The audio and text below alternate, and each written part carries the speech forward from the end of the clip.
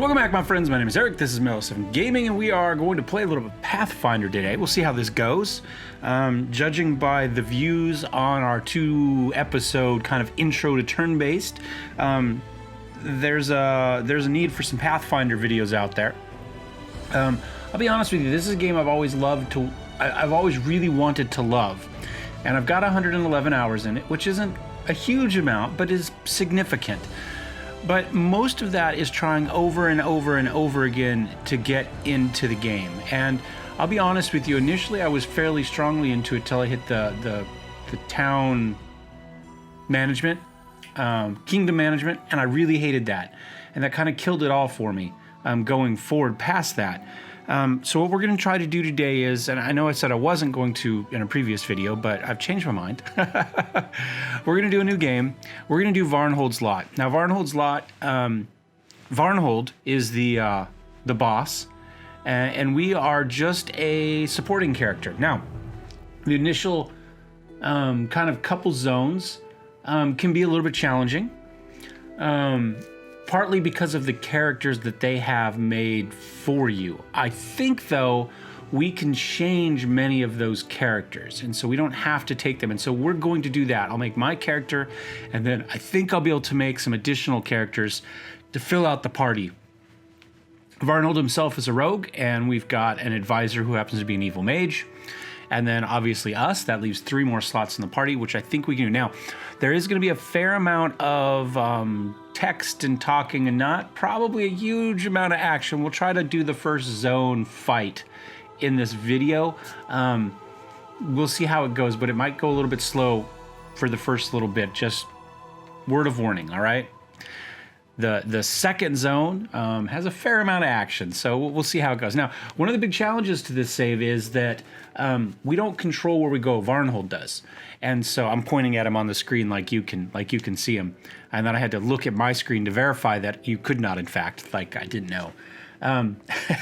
So, for instance, if somebody gets down to a point where they've almost died, right?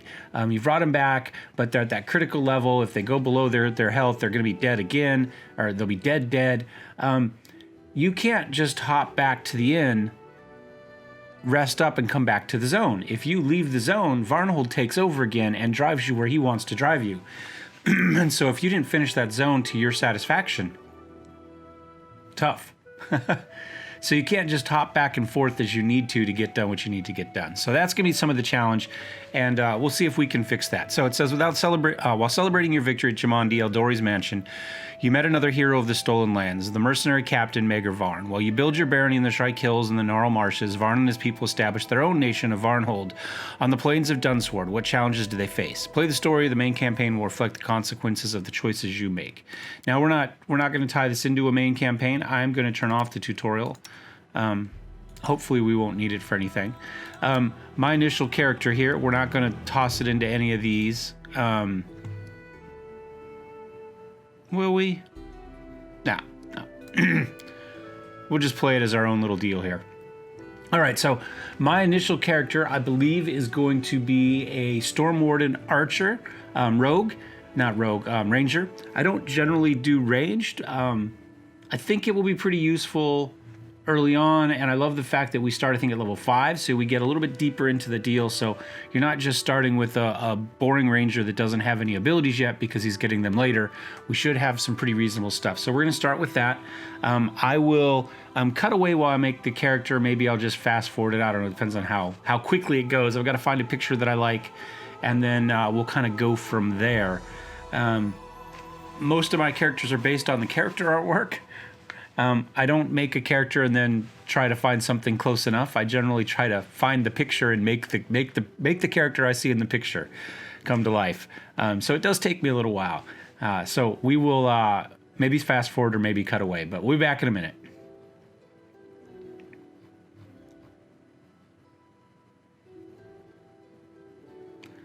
None of those.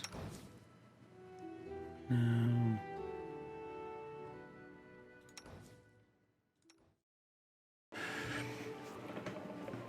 There are some stories that resemble the last fleeting beam of sunlight.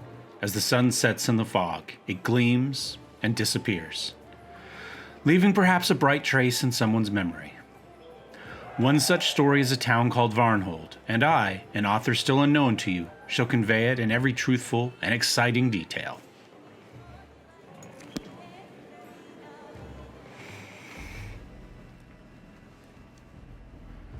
Lords and ladies, today we are here to honor 3 brave people who have done the impossible.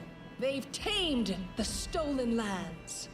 Baron Hannes Drelev, the new master of Glenabon, Captain Maegor Varn, the conqueror of Dunsword, and finally, the tamer of the Shrike Hills, who put an end to the atrocities of the Staglord's bandits. Step forward. On behalf of the people of the free city of Restov, I confer upon you this noble title. Rise, your grace.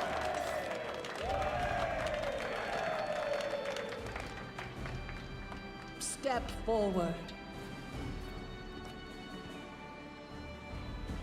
On behalf of the people of the free city of Restov, I confer upon you this noble title.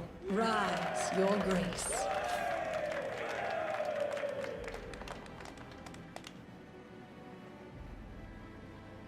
Thank you, Lady Aldori, distinguished guests. It is a great honor for me. It is with the greatest joy that I announce the founding of my barony in Dunsward. It shall be called Varnhold. But I must say that this happy event is not mine to claim alone. The stolen lands would never have yielded to me if it weren't for the valor of my friends and companions. Now I would like to introduce my right hand, a hero without whose help I wouldn't be standing here now. Please, step forward.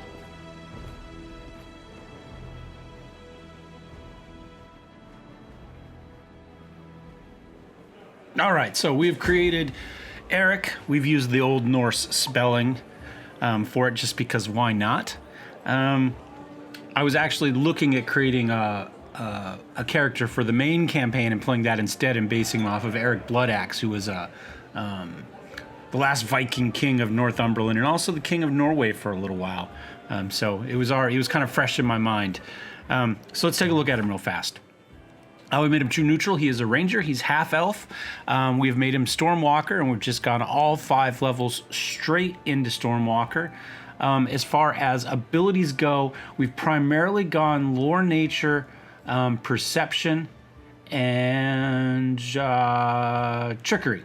As we put points in those 3 every single time. Now we're from a story standpoint saying this is for traps rather than locks, but it's really nice to have a second character that can pick locks well in case your first one fails at it, because while you can try on traps over and over again, you only get 1 attempt at a lock for no apparent reason. So we wanted to make sure we had that. So you can see that Maegor Varn has a 13 in it. We've got a 10, so we are definitely the backup, but we do have some abilities in there. Are we the best for lore nature? Of the 3 of us we have so far. Cephalarentis, the evil mage, that's the advisor. So we'll meet him in a moment. And then, I've kind of athletics, mobility, and knowledge world, we've kind of split our points in between. At the moment, athletics and mobility have had 1 more point into them than knowledge world. Again, it's just kind of to give them a little bit more well-rounded use, whether that be for camping or just to get us an extra person that can make a dice roll and an ability. So we'll see how that goes. Obviously, the mobility hopefully isn't going to come in too much, because hopefully we're not going to be in melee combat very often. Hopefully it's just going to be for those occasional out-of-combat dice rolls and checks. And athletics is good. Our strength isn't spectacular, but we're not really going to be taking huge armor differences. So I figure we can dump some points in there. Maybe it gives us somebody that can get a roll off of that. Ability-wise, we've got a lot going on here. Charge, coup de grace, treat affliction. Those are all kind of your standard ones. Thundershot we get. This allows us to wreath our weapon in lightning. And you can see there we can do that 3 times plus our wisdom modifier, which happens to be 3, so 6 times a day. And then it gets better and better. Stat wise, we didn't talk about those. We did kind of min-max us more or less. We went dex straight. We went up to 19, and then we got the free bonus point. We dumped it in there to take it up to 20. We got 2 points in intelligence just to get us an extra skill point. And we've got the wisdom we took up to 16 to get +3, and everything else we more as well left alone. We're not the boss, so we don't need really good charisma. Hopefully we're not going to get hit too much, so constitution's not an issue, and again, we're not going to be carrying a lot of weight, I hope, so strength isn't going to be an issue. So, and he doesn't look like a huge giant buff dude anyway, so I think we're fine with what we took. Half elf, ranger, favorite enemies. We have 2 goblin and magical beasts. We've put the second point that we got, well, we took magical beast first, and then at level 5 we were able to boost that a little bit. We took goblin second, very much because of early game stuff in here. Favorite terrain, I went with highlands. I'm not really sure what counts as highlands in this game at all, but we are kind of supposed to be more or less in kind of a highlandy area, so we'll see if that works. You know, I read, and at least for the main game, they say kind of the, what do they call it? Old world, whatever. The Fey world is a super important late game. I'm not really worried about late game. You know, this guy doesn't have that opportunity. So we're just going to make him kind of a highland dude anyway. You know, the big storms rolling through the highlands kind of fits our story and our theme there. So I'm fine with that. Maybe next, if we get another one, we'll take, you know, dungeons or something like that, because that's always useful. Feats. These are the ones we start with: light, medium armor, proficiency, simple, martial, shield, and we did put a point into weapon focus longbow and point blank shot. We've got endurance as well. I believe we get that automatically from our abilities. So +2 on athletic checks and fortitude saves, and we can sleep in light and medium armor, so we're not going to have problems sleeping in whatever gear we've got going on. I did take improved initiative. The faster we can shoot and kill stuff, the better, and I took blind fight just in case we run up against invisible enemies. I ran into a problem on the main campaign where we got to a fight where there was a couple invisible spiders, I think, and nobody in the party could hit them, and it was really, really bad. So I am a little bit paranoid about that, so we take a point in blind fight there. Being a half elf, I get keen senses, so +2 on bonus checks, perception checks, excuse me, elven immunities, and a little bit of adaptability. So that is the main character. Martial wise, you can already see most of those stats right down there. Classes is what we got going on so far. Level 6, we are going to get an extra feat into archery. We'll probably take precise shot. I skipped it last time, but we might take point blank master just in case we end up in some fights. I'm hoping we already have a point in point blank. I don't know. We might. I'm probably going to go precise shot. We'll see how it goes. I haven't made up my mind completely on what we're going to go next. And that's kind of that. So let me close that, and we'll get back into the text and story here. There's people we could talk to, but you know what? We're not the boss, so I'm not worried about it. We were here. We did our bit. We're not super happy in a big town and a keep. You know, maybe last time we were here, we were part of that whole deal with the big fight earlier, so... let's come up here and talk to Varn and the advisor there. As the hosts linger and entertain themselves, one hero of the occasion stands aside. Varn, the leader of the Varnling host, your direct commander, and henceforth the undisputed Baron of Varnhold. He's busying himself with one of his favorite pastimes. He's trying very hard not to yell, but he's ferociously arguing about something with the party's co-founder, a wizard named Cephalarentis, Varn's oldest companion and his most uncompromising opponent. And of course, you can mouse over all these guys and get a little bit extra flavor if you like. Varn, my dear friend, would you please be so kind as to explain what devil take you've been doing? I've financed this venture with my own personal funds, not to mention all the effort and time I've invested. And pray tell, what was it all for? For you to assemble the fruits of our labors and pitch the whole lot down the privy? Fruits? I've been busy guarding these fruits from Brevoy's incessant fruit moths. But I'm a baron now. We finally have our own land. For the first time in our lives, we're independent. No one can tell us what to do. And you want to destroy everything we've achieved by inviting spies into our house? Of course! Why not? Please, do come in, eavesdrop, sniff around, take whatever you please. Cephal is generous. He said make yourself at home. Oh, Asmodeus, please give me the patience to withstand this nonsense, or take my soul already. Varn, what are you saying?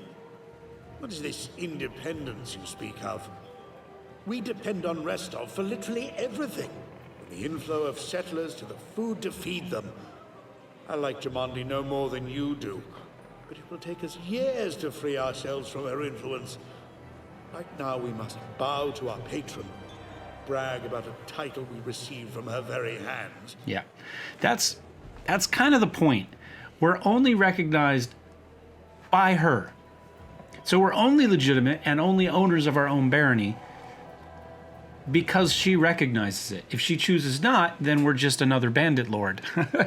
So, in real life, I tend to agree fairly strongly with Cephal here, but, you know, it is what it is. Listening to you is disgusting. Did we claw away our own piece of land, only to keep toiling away for all those... Ah, friend, you're right on time. Come, be our arbiter.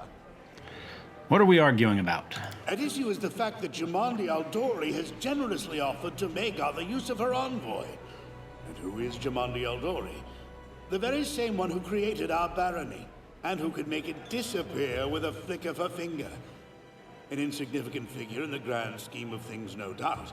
But good Varn refused her. And to top it all off, he rather suggestively hinted that he considers every single one of Brevoy's diplomats to be spies. Yeah, he's kind of an idiot. What else should I consider them? Cephal, have you grown foggy in your old age? I can hardly recognize you. You've always been a hardliner. You've always put the interests of our ventures above everything else. And now you want us to roll over on our backs for the Aldori, wiggle our tails, and wait to be petted. We're an independent state now, and we shall have it known to all that we won't be ordered about. Magar, of course they're spies. You refused the spy in plain sight. Congratulations, well done. Now the Sword Lords will send other spies, ones we won't even be able to see. Restov has invested a great deal in our barony. He is ready to invest yet more. So why bite the hand that feeds us before the feeding is over? We could at least pretend to be humble, so long as we're still getting something for it. Well, for one thing, that's low. By accepting Restov's handouts, we're taking on certain obligations. I know you don't care a fig for morality, but think of our reputation. Who will want to deal with us if we steal from our employers and stab them in the back? Now, while I'm sure that's what Cephal has in mind, nothing he said denotes a stabbing in the back at the end of the day. You know what? So I still kind of more or less agree with him. Why do you keep saying us and our? Do I need to remind you that you're a baron now? That is the difference between you and me. You were born of a noble family, and yet even now, after receiving lands and power, you continue to think like the leader of a band of thugs. And my parents plowed the soil, and I learned to read by moonlight. But even as a snot-nosed child, I tried to think like a ruler, a king without a kingdom. After decades, my plans and schemes are finally bearing fruit. I shall not allow you to destroy everything we've created with your stupid pride. So he complains that he's acting like just a guy and not a king, and then complains that he has too much pride. I think he's got things confused a little bit there. But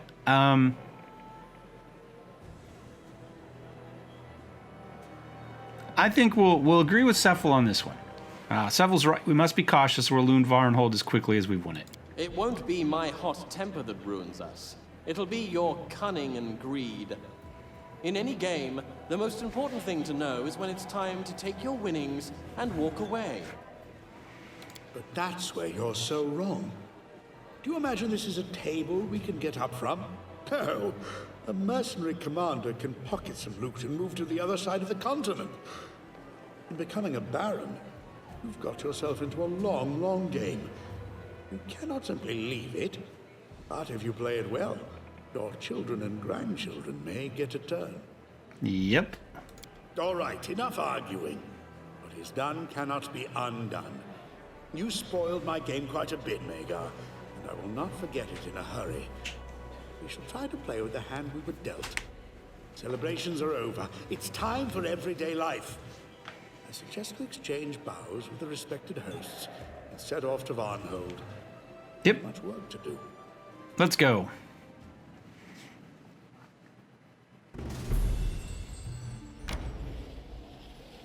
If we had a Brevin envoy with us, they'd be spying out the road to Varnhold for Jamandi. As if Jamandi best not learn where we live. If there were an envoy with us, I would already be feeding them misinformation. See, Highlands. Still probably not right.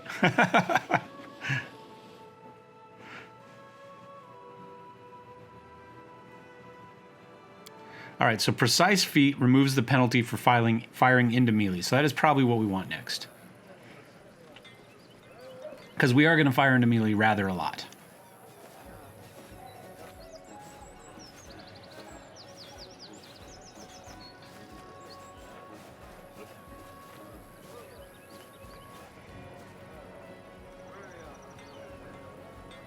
Hail, fighters! Hail, your grace! Hail, whatever. Varnling host, my eagles! I promised for many years that I would lead you to victory, and now I have. Hurrah! Yay, you. You are a mercenary party no more. You are my personal guard, the best of the best. I hope we're still getting paid. We will never fight for others' gold again. I'd still like gold. From now on, we fight for what's ours. I'm pretty sure this means he's not paying us as much as he used to.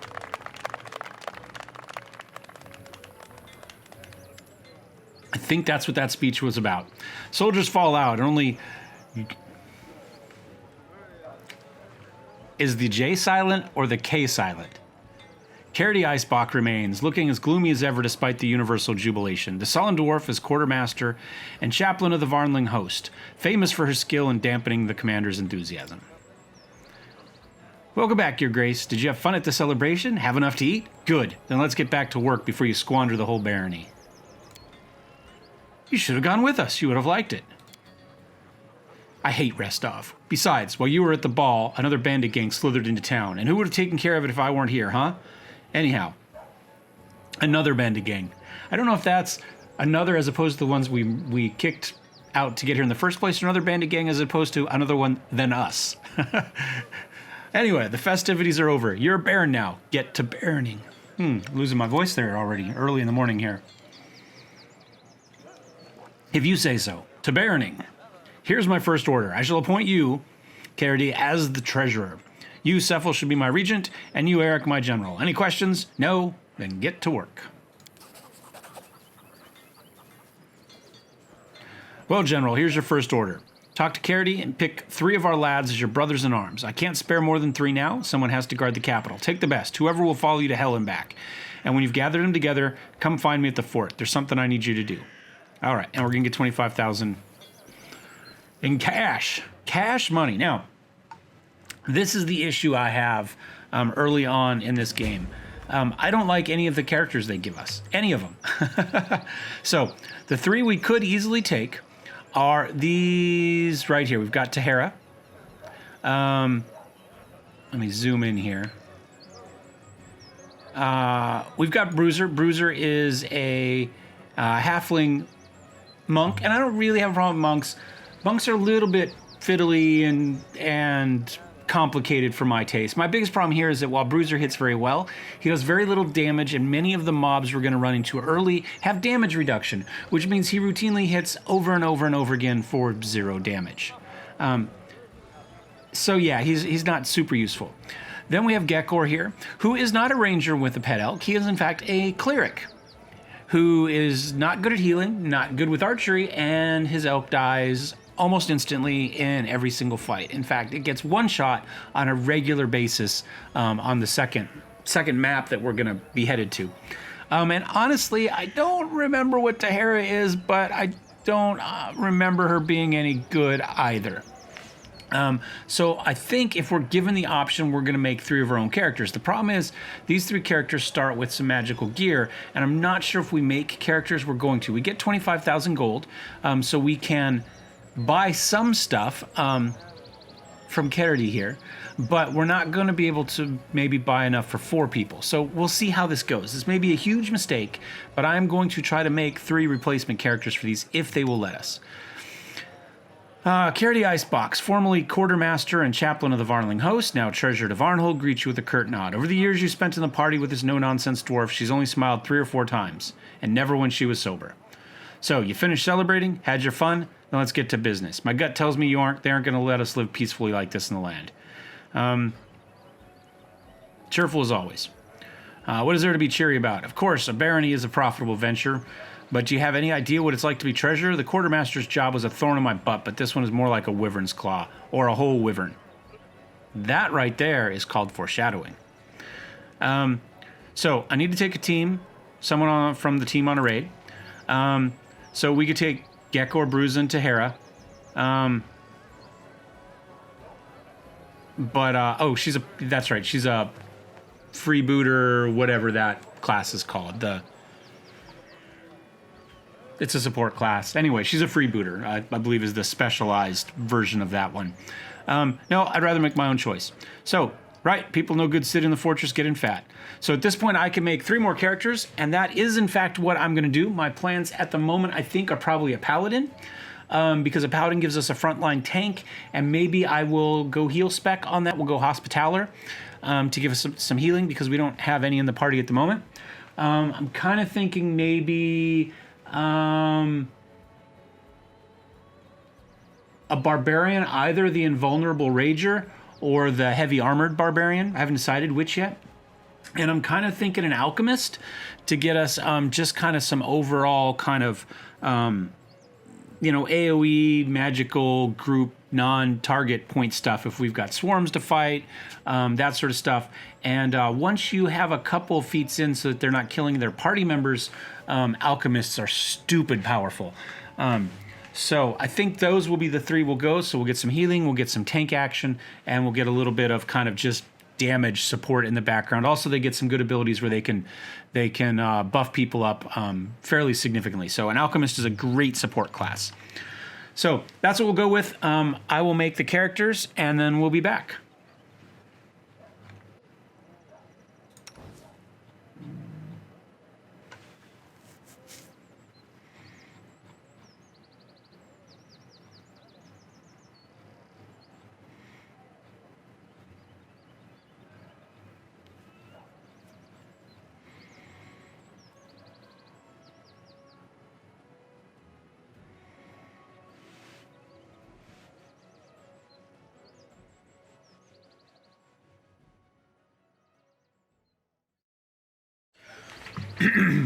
All right, I've created our 3 characters. I've added them to the party, so to speak. They should automatically show up when we get there. It gave me like a little thing that said that they were in the party, so hopefully that will work. The next thing we need to do is we need to buy some gear. We don't have a lot of money. It seems like a lot, and it's great if it's just you. If you're using their 3 base characters who already have their own magical gear, it's pretty useful. But if you're trying to buy stuff from everybody, not as useful. Now, we don't need a composite bow, because composite is just going to give us a strength bonus, and we're not going to have a strength bonus for our dude. So I think I'm just going to go ahead and take a regular old +1 longbow, if we can find one down here. There. And that will be for us. I just need 1. And then we're going to need some armor for both our armored Hulk and our paladin. So we're going to want something for that. So let's go and take a look at armor. And we can go heavy armor on both of them. So we may as well just go full plate. And we're up to 7,700. And I may as well go with a heavy shield for the paladin.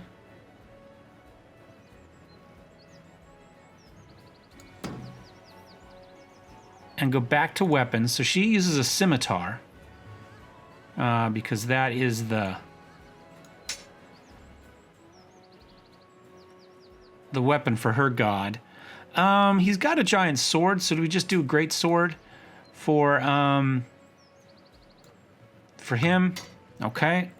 So we spent about half of it. We haven't bought anything for the alchemist yet. Maybe we Ring of Protection. Charisma. +2 intelligence. That's not too bad.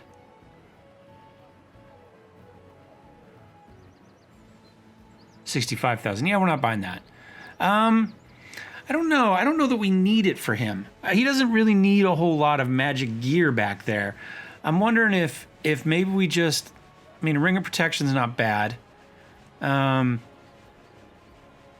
Maybe we just buy that for him. And then it takes us up to 15,000. We get some scrolls. But I'm thinking maybe we just go ahead and do some belts of constitution for our 2 tanks. Takes us up to 23 and call it a day. Cloak of Resistance. Maybe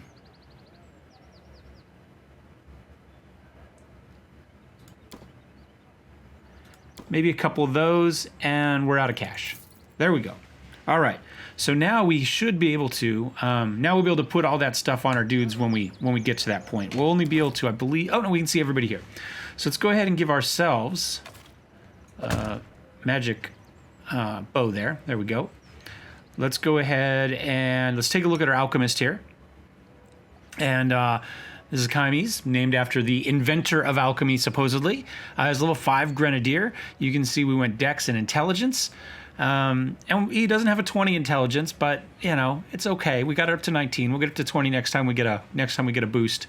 And we wanted to give him just a ring of there, and I think I'll get him one of those cloaks. And he's essentially a bombardier, and we sold hard on bombardier for him. So if we take a look at his character, he has a lot of stats because he's got 19 intelligence. So we have points into Arcana, World, Nature, Perception, Trickery, and Use Magic. So quite a bit there. Ability-wise, he's got the standard feats available. We took extra bombs, ability focus bombs. So that means enemies will have a +2 difficulty check against our bombs. We've got point blank shots, so we're going to get +1 to anything within there, and precise shots. So if we throw into combat, we're not going to be taking the negatives there. And then it shows deactivated, but we'll get all this stuff later. We've got explosive bomb, choking bomb, and mutagen. This is all the regular stuff. There we go. Explosive bomb, choking bomb, and we took and we get precise bombs, so our bombs no longer affect allies. So we can throw an explosive bomb into melee combat and damage stuff for a choking bomb, which is pretty cool. Martial class. So you know, we're up to here. So at level 6, we're going to get discovery. We'll get a notable discovery of some sort. And we'll roll that when we roll that. And we get directed blast. So we can detonate a bomb so it splashes in a cone rather than a radius, which is pretty cool. All right, so that's him. Let's go back to inventory. Let's drop into our Armored Hulk here. This is Dunker, named after a troll from the sagas. And we want to get him some nasty armor. I'm not going to go... We're going to go Greatsword on him, because that's what he has in the picture. I know he's a tank, and maybe the shield makes more sense, but you know what? Screw it. And we'll go with that. And I think we'll save the cloak for us, maybe?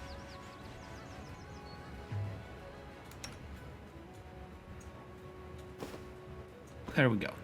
So, Dunker's an Armored Hulk. Character-wise, you can see 20 Strength, 18 Constitution. Well, because of the belt gave him +2. It's normally 16. And a Charisma of 13, because we might get some Intimidate checks. So I figured it was more useful than Intelligence or Wisdom, so we went with a little bit of Charisma. And you can see ability-wise, we've got Athletics and Mobility and Persuasion. And actually use Magic Device. So, yeah. I think Persuasion, use Magic. I don't remember how we put them. Maybe Athletics, Persuasion, and then every once in a while we get an extra point, and we've been throwing in there because we didn't take a negative on it, so we may as well use it. Who knows? I don't see it being a thing, but it is. It is what it is. He gets all the standard feats for being the barbarian. He can wear heavy armor. We took armor focus. We took endurance. We're going to have to take advanced endurance or improved endurance, I think is what it's called later, so that he can sleep in heavy armor without becoming fatigued. That would be nice. And we give him toughness, so he gets extra hit points because he is a tank. Also half orc, which gives him a few things. He's got his rages. We went defensively, so we took a guarded stance rather than one of the other types of rage abilities. And we took renewed vigor, so we can heal ourselves up. And he automatically gets improved armored swiftness, so he gets a little bit extra movement in heavy armor, which normally barbarians don't get. And that's kind of that. Yeah, you know, he's kind of a badass. Nothing too complicated, just your standard badass. This is Brynn Hilder. She is our paladin, and they gave her a great sword, which is fine, but we're going to go scimitar. Oh, well, scimitar and shield, because her god's primary ability or weapon is the scimitar. Favored weapon is that. And we'll go ahead and give her that. So let's go ahead and take a look at her. She is a hospitaller, and you can see, obviously she got an extra +2 there for the belt, but normally Constitution is 16, Strength is 16, Charisma is 16. It's fairly well balanced. We probably could have done with some more, I'm going to give her this in case we come up against any swarms, and I'm going to give him this one. Again, just in case we come up with any swarms. All right. Lawful good. Character-wise, we got points in persuasion because she's got a high charisma, and lore nature, and that's kind of it because she's got a -1 on her intelligence. So you have to make to get all 16s, you got to do something. Armor proficiencies down the board, as you see, we've got weapon focus scimitar, again, because that is her god's weapon. So I took that. She's got combat casting, so we can cast those spells while we're in melee combat. Armor focus for heavy armor, so she gets a bonus on it. And selective channel, so when we channel positive or negative enemy energy, it doesn't hurt us. So if we're channeling positive energy to heal us, it doesn't heal all the bad guys that we happen to be in combat with, because she is going to be in melee combat. She's got lay on hands. Smite evil, and there is the god right there, and you can see favored weapon scimitar, and we went fire, glory, good, healing, and sun for the domains there. Lay on hands, aura of courage, divine health, so she's immune to diseases, mercy, so when we do lay on hands in this case, we'll also remove fatigued. I think that will be fine, and she has a divine weapon bond as well. So I think that's that for her. So we'll kind of back out of this. If you're interested, this is Cephalarentis. He is the evil mage advisor. We did not make him, and he's got his own gear already. You can see he's got a wand of burning arc, which is pretty cool, and he's got a quarterstaff. And you see he's intelligence 21, so you think I min-maxed. Man, they went big. Strength -2, but he's actually got reasonable stats. Not too bad. And you can see he's got points into knowledge arcana, knowledge world, lore, well, and a lot of things because he's got an intelligence of 21. Ability-wise, quick look. He did meta magic into extend spell, interesting, and he has really good summoning, which is really useful. The problem is, it's not really a problem. I like summoning a lot, but he's got mostly regular animals, so monster summoning rather than elemental summoning. And I don't believe their attacks count as magical attacks. So if you do run up against something, sure, you can summon a lot of wolves and dogs and stuff, but they do obviously act as a shield if the bad guy attacks them, and they do obviously continue to do damage every turn, assuming they can, in fact, do damage to what you are going against. But he is a badass. So yeah, not too shabby. And Meager Varn, who is our level 5 rogue and our leader. And you can see he's got 2 weapon fighting, weapon finesse, weapon focus short sword, double slice, dodge, iron will, and toughness. Sneak attack, obviously. Yep, nothing crazy there. There's his martial stats. Class-wise, what is he going to get at level 6? He's going to get rogue talent, and he is going to get additional danger sense. So that is him. And inventory-wise, you can see, well, he's got a couple short sword +1s. Not too shabby. And that is our gear, and that will be our party. So let's go ahead and continue on. And probably what I'm going to do is I'm going to break this up into 2 videos, but both videos go up the same day. I'm going to break it up into 2 videos. We're going to end this video right here. We've created our party. You've been introduced to all of our major characters. And it took me an hour and 40 minutes to record it all, just in case you're wondering. Hopefully it's going to edit down to something closer to 30. So in this episode here, next episode, we will go talk to Varnhold and we'll find out what he has in store for us and why we needed those 3 people in the party. We'll be back then. Thumbs up, thumbs down. This is going to be turn-based, by the way. It should say it somewhere in the title, but just in case you didn't know, because we didn't get into combat this time. You didn't actually see that.